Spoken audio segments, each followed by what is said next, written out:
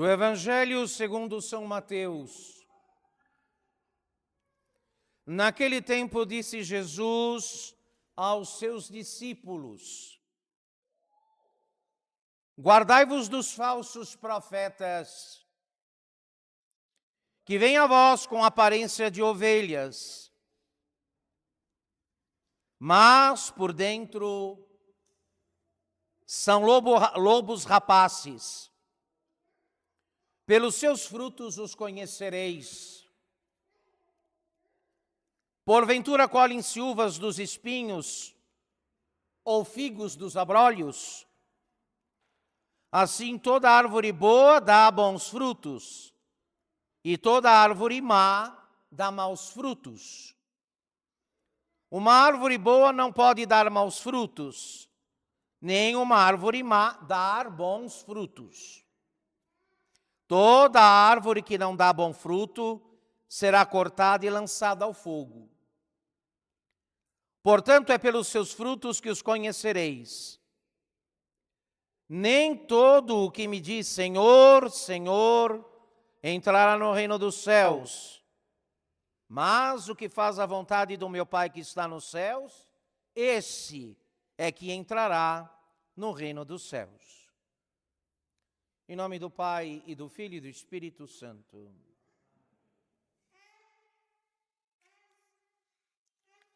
Meus caros,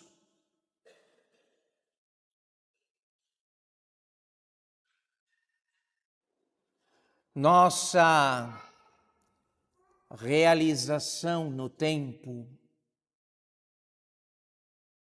como filhos de Deus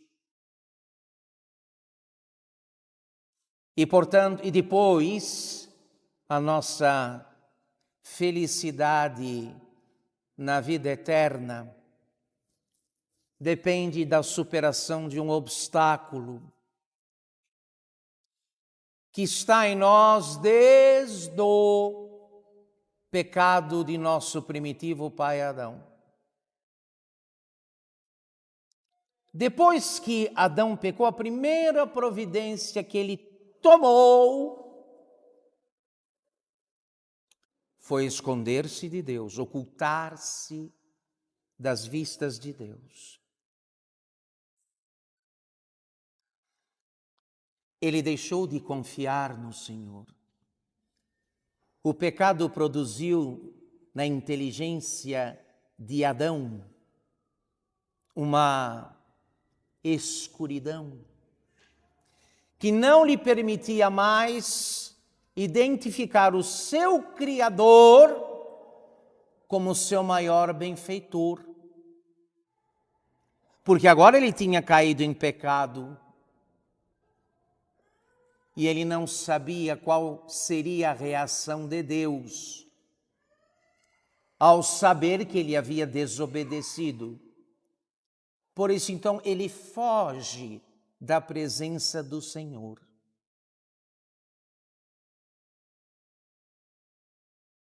Mas há aqui um erro grave cometido por Adão e que se reproduz, se multiplica ad infinitum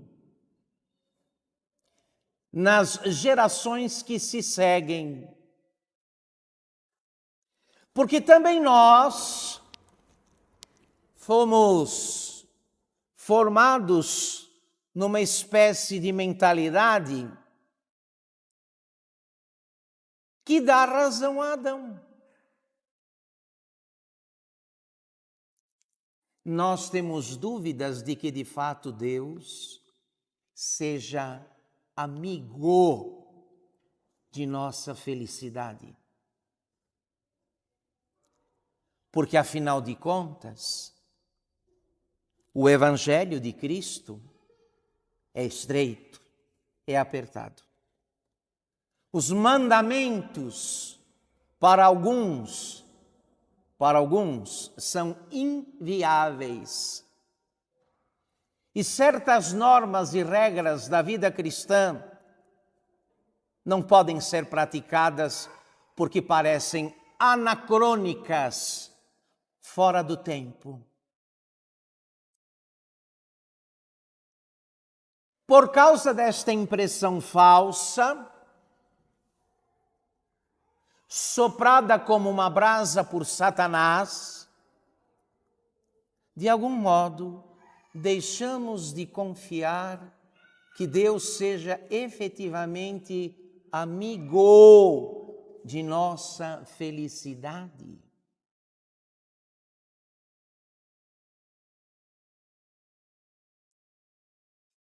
E Ele não é apenas o amigo da nossa felicidade, mas é o primeiro interessado nela. E Ele não é apenas o primeiro interessado nela, mas Ele mesmo é a felicidade de sua criatura racional. Você entrega as sementes aos pássaros e o céu para eles voarem? Eles estão contentes, não precisam de mais o quê? Mais nada. Os peixes que se movem nas águas, nos rios e nos mares, tendo encontrado as condições nas águas para viverem, um alimento lá para o seu sustento, não precisam de mais nada.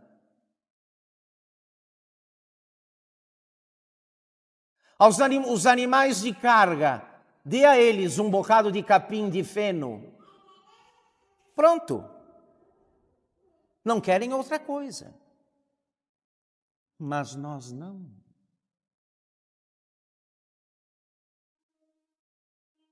Todos nós temos aqui uma ou mais cicatrizes de quando fascinados por alguma criatura, não importa a qual, também aquelas que se movem sobre duas pernas, nos convencemos de que naquilo estava todo o nosso bem. E de repente, o único bem que conseguimos da nossa dedicação e do nosso investimento cego na criatura não foi outro a não ser a de uma ilusão de felicidade. Não estava lá o que tínhamos certeza que estava. Estávamos certos e fizemos oposição cerrada aos que tentaram nos abrir os olhos quanto a certos exageros e excessos da nossa parte no trato com as coisas criadas. Não quisemos ver, não quisemos ouvir. E alguns aqui, nós, vamos levar até o túmulo, até o nosso último dia, as consequências desse tipo de cegueira e de obstinação.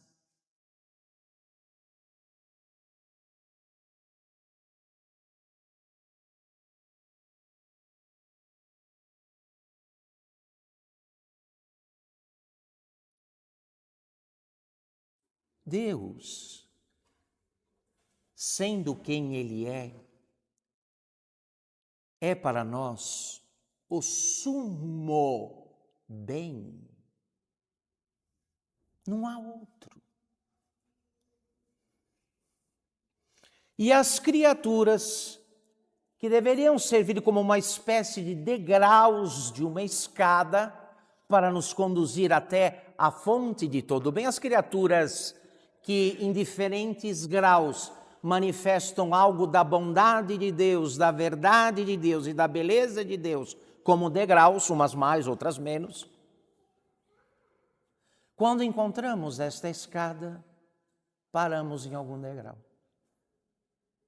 Deixamos de avançar e de subir. Deixamos de avançar e de subir. Paramos num determinado degrau, porque então achamos algo que aparentemente podia responder aos nossos anseios.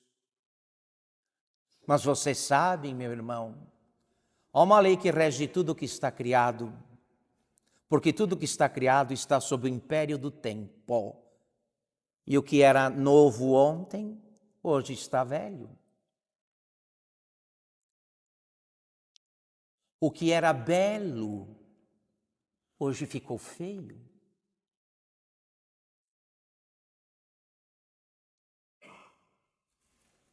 O que era saudável antes, agora está doente.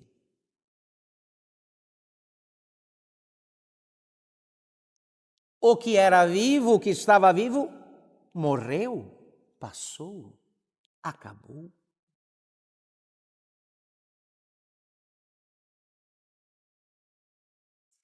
E mesmo, olha, é uma coisa curiosa, me desculpe aqui da minha experiência pastoral, e há pessoas que quando se dão conta de que estavam iludidas, passam para a ilusão seguinte. Ao invés de refletir, de pensar, uma vez que Deus não permite nenhum tipo de decepção a não ser para instruir, para fazer a pessoa acordar para a verdade, ao invés dela pensar, ela deixa uma ilusão que já era ruim para outra pior ainda. Pior ainda. E assim, meu querido, de ilusão em ilusão, de mentira em mentira, vai até o seu último dia.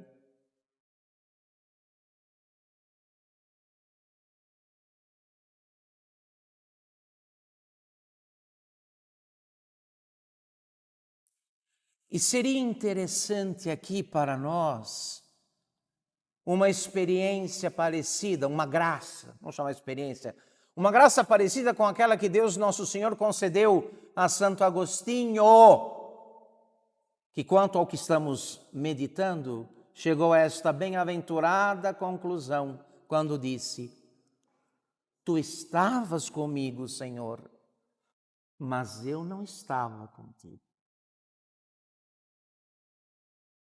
Sempre estivestes comigo, eu, porém, nunca estive contigo.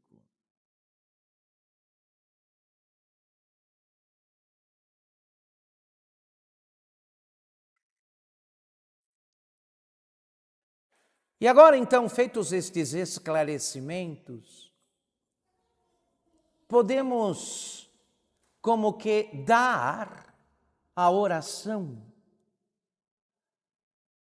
o seu devido lugar, a sua primazia.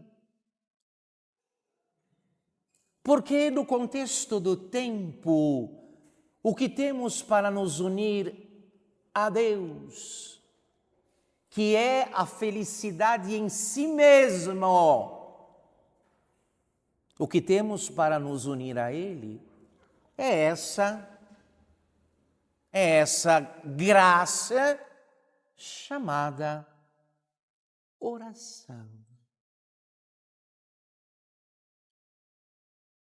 Oração.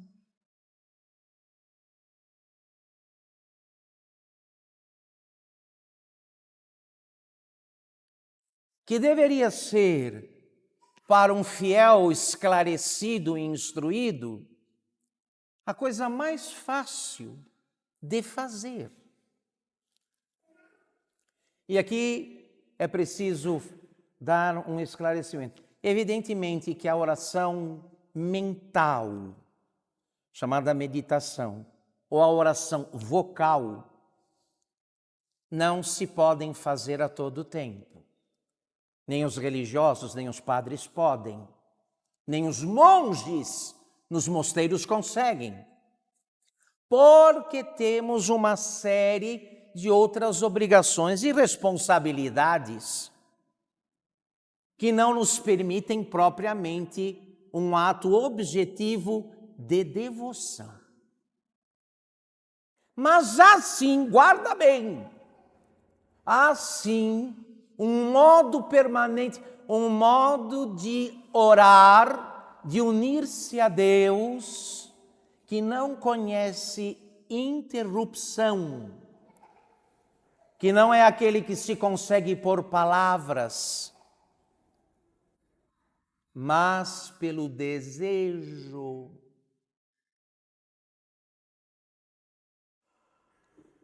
Pelo desejo. Ainda que estejamos na maior atividade, cheios de compromissos e de responsabilidades, pelo desejo, podemos estar permanentemente unidos a Deus. Quando, fazendo tudo o que temos que fazer e passando por tudo o que temos que passar, fazemos o que temos que fazer e passamos por aquilo que temos que passar em união com o Senhor, para a glória do seu bendito nome.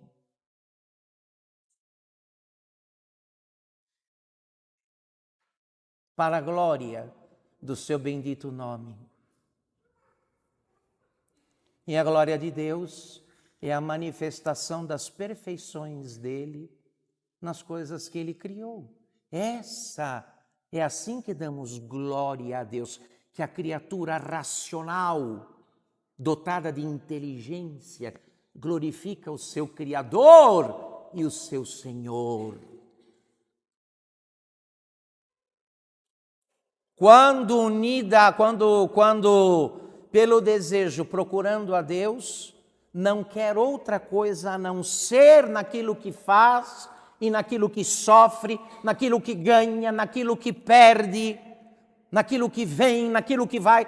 Não quer outra coisa, não procura outro bem a não ser o Senhor e o seu amor.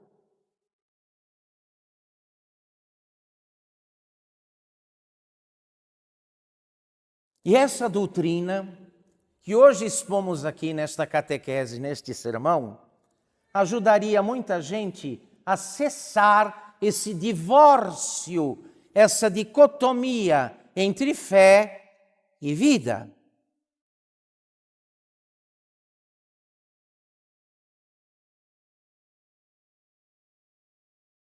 Porque a coisa mais fácil hoje, e da qual somos acusados, e muitas vezes com razão, é rezar uma coisa e viver outra. Porque o nosso desejo não acompanha a nossa oração. Ainda que formalmente isenta de erros, de heresias, ainda que refinada pela poesia, pelo canto litúrgico, se o teu desejo não acompanha a tua oração, como pode Deus ouvi-la? Como pode uma oração dessa produzir qualquer tipo de fruto? Você que não leva a sério as coisas que diz a Deus, porque diz uma e faz outra, como pode supor que Deus vá ouvir o que você fala?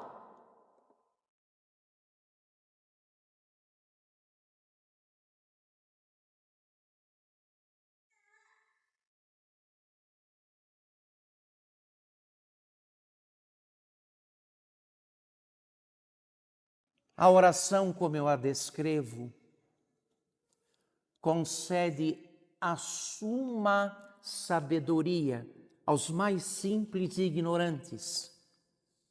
Porque por meio dessa oração, os simples são instruídos e se tornam mestres dos outros. Ainda que sem acesso a livros e a grandes mestres.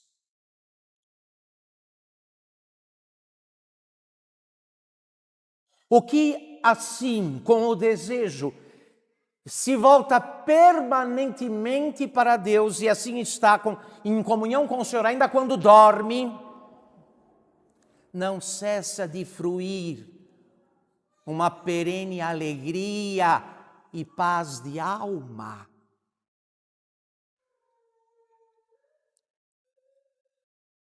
Vocês sabem que as tempestades, os ventos, só podem criar tormentas, atormentar a superfície do mar. O fundo não. Não há tempestades no fundo do mar. Não há.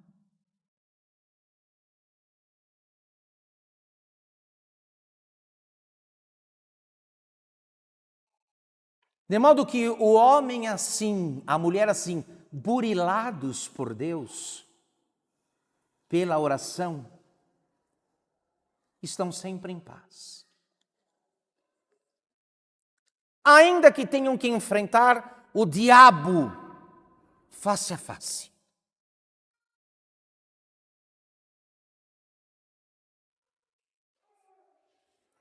E é, sem sombra de dúvida, o que nós mais precisamos.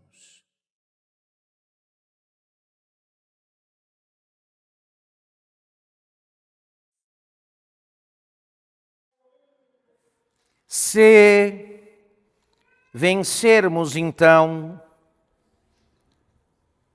esta tentação que foi engendrada em nós desde os nossos primeiros dias, que temos que olhar para Deus, porém à distância, com suspeitas, porque logo vamos descobrir que Ele quer o que nós não queremos e não quer o que nós queremos muito. Esse é o argumento do espírito do mal para afastar os homens do Senhor.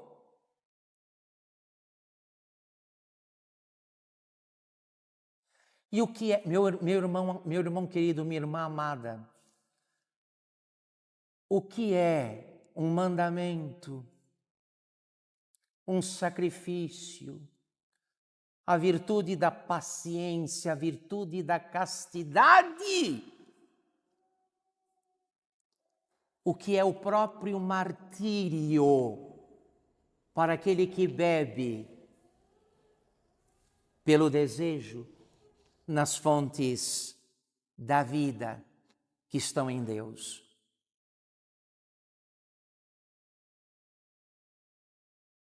Não é Ele que é exigente demais.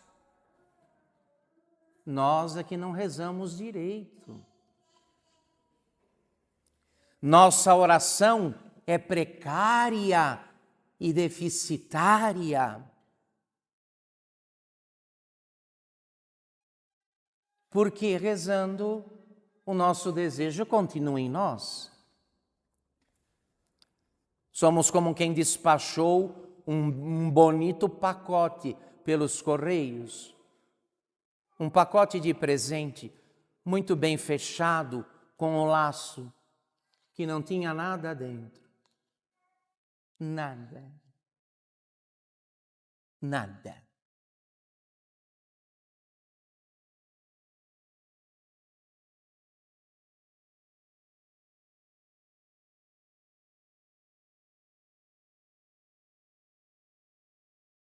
Estejamos atentos, senhores.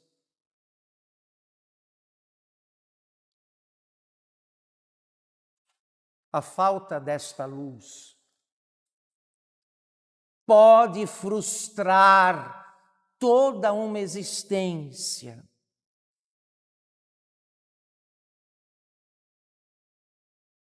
E a pessoa que não sabe, escute aqui, quem não sabe pelo que está vivendo, não sabe também pelo que vai morrer. Quem não sabe pelo que vive, não sabe pelo que morre.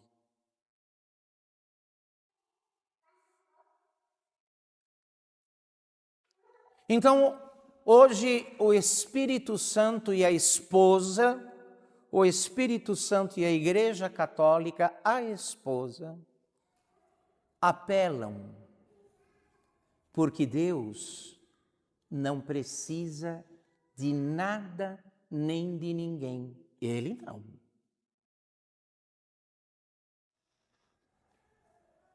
Ele não precisa de nada nem de ninguém.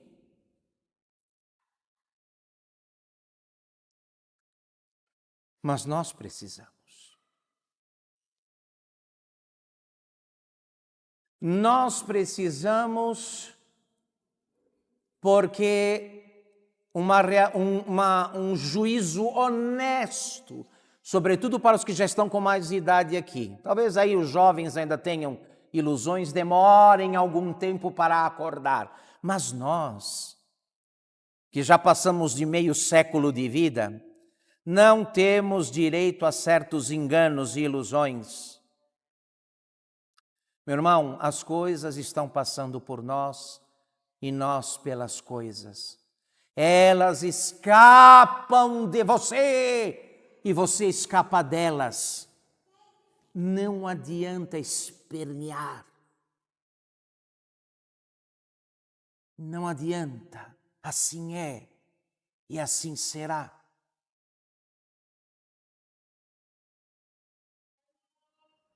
Cuidado, porque ninguém de nós vai poder dizer, até com um certo grau de hipocrisia, minha vida não deu certo. Se não der, não permita a Deus que isso aconteça. Caso sua vida não dê certo, o senhor e a senhora já sabem por quê.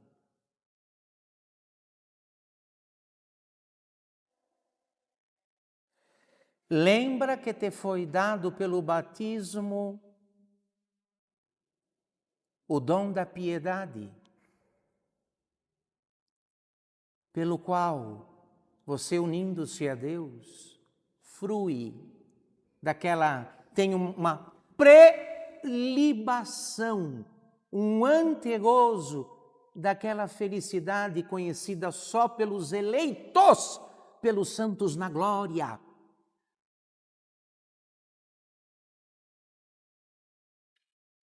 Contanto que você resgate o teu desejo sequestrado por coisas, situações e pessoas, sobretudo pelas tuas paixões não mortificadas.